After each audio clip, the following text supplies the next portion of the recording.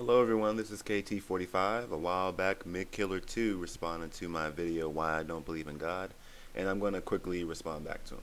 Of the doubt and assume that you were not trying to say that this is why you shouldn't believe in God. You were trying to say why you not necessarily know, but you were not trying to show that God does not exist. Correct. My video is not trying to prove that God does not exist. It's just stating my reasons for believing why God does not exist. That you make. The first point you make is that we universally see the natural creating the natural, but not the supernatural. We do not see supernatural creation. And you point out examples of humans creating humans and plants creating plants by germination. But I would like to point out that this really cannot go on forever. You see, if there's an infinite if there's an infinite series of naturalistic creation events before us, then we should not be here right now. You see, it's not possible to actually traverse the infinite. So we know that we cannot traverse the infinite, and since we know that nothing can only create nothing but nothing, it therefore logically follows that something outside of space and time caused the universe. When I first heard you say this, I didn't really understand where you were coming from, but then I watched another one of your videos, and it became a lot more clear. The Big Bang singularity was literally nothing. This phrase T equals 0 indicates a time when time did not exist. Likewise, the idea that a singularity was a portion of space that was infinitely dense does not literally mean that the density was literally an infinite amount of mass per cubic centimeter, but rather it serves to denote that the volume was 0. Now, as Theologica noted, this indicates that space and time did not exist, assuming the standard cosmological theory. Listening to this helped me see where he was coming from. According to the theory of general relativity, space-time collapses into a singularity at the Big Bang. But using general relativity does pose some problems, and I'll show that in this next clip. Question. If you're trying to figure out what happens in the depths of a black hole, where an entire star is crushed to a tiny speck, do you use general relativity because the star is incredibly heavy, or quantum mechanics because it's incredibly tiny? Well, that's the problem.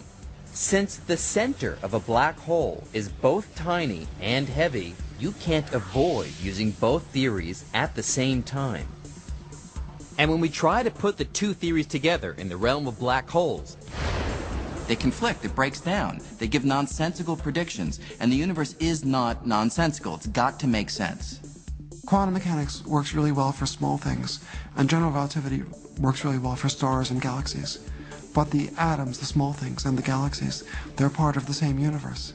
So there has to be some description that applies to everything. So we can't have one description for atoms and one for stars.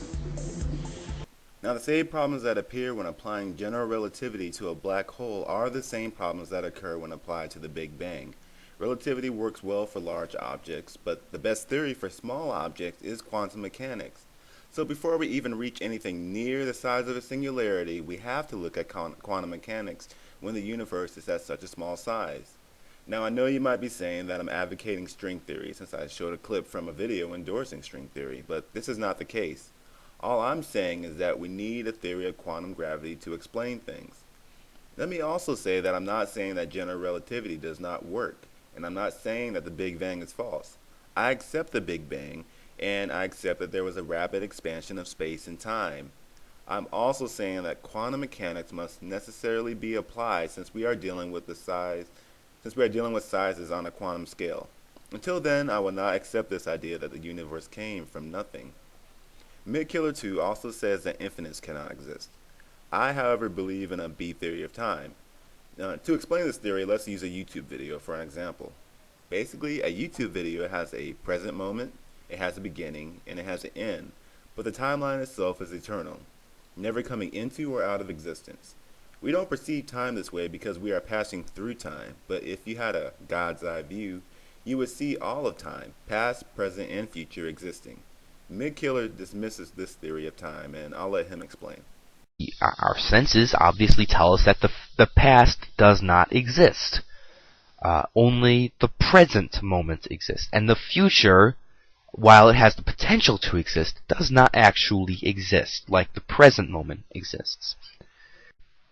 Until tool time, or any static time theorist, is able to provide hard evidence in favor of a static theory of time, we have no choice but to trust our own experiences of tense and temporal becoming. This is the nature of properly basic beliefs. Whatever coheres with those basic beliefs is the default position until we can find some sort of defeater. This is like our sense experiences. Now, I believe that we can show that the past, present, and future exist, not only theoretically, but empirically. I'd also like to note that MigKillertwo accepts singularities. If he accepts singularities, then he accepts the implications for the theory of general relativity. And if he does this, he should also accept the other implications for general relativity, which are explained in the next clip. Laws of physics may allow for the existence of wormholes, tunnels providing shortcuts through space as well as time. So, could these cosmic subway systems theoretically be engineered into time machines? Einstein's general relativity laws reveal that time travel into the future is possible. They show that time is perceived differently depending on where one is in the universe and how one moves. Objects moving at close to the speed of light age slower than static objects. And objects near a gravitating body age more slowly than objects farther away. Forward time travel has been tested using highly precise atomic clocks. Scientists have placed one clock on the ground and another in a rocket flying high above the Earth. The two were compared using radio signals between rocket and ground. The clock on the rocket ticked faster. Here on Earth, my clock is running more slowly compared to someone in a rocket ship somewhere further away from Earth. So their clock is moving more quickly, they're going to the future faster. 2 points. If you accept the theory of general relativity, since you accept the implications of it creating a singularity, how come you don't accept the implications of general relativity in relation to time travel? Next, if someone can travel faster than me through space and time, wouldn't that put them in the future? And if I'm traveling slower than someone through space and time, wouldn't that put me in the past? To me, this would show that the past and the future exist on an empirical basis, which is what you were asking for. Okay, let's continue. You make is that there's no reason to believe in a creator God save for religious texts. Well, I would like to point out John L. Armstrong. John L. Armstrong believes in a creator God, but he certainly is not religious. This is why I divided my video into basically 2 parts. The first part is for people who do not accept the theory of God just merely based off of religious texts. The second part is for the people who accept God based off of religious texts. So I was trying to incorporate both in my reasonings for not only believing in a God, not in a theistic sense, but a deistic sense, and also for why I don't believe in God in a theistic sense. Well, it's look like I'm running out of time. I think I'm at close to the 9-minute mark right now. Thank you for watching this video. I'll try to answer the rest of MigKillertwo's questions or rebuttals in my next video. And until then, if you do see anything wrong with what I said, I'm just human. I can be wrong, and I'm still studying this stuff very intensely. It's very interesting, though. I like studying the implications of science and philosophy, and I hope to learn more. So until next time, talk to you soon, and have a great day.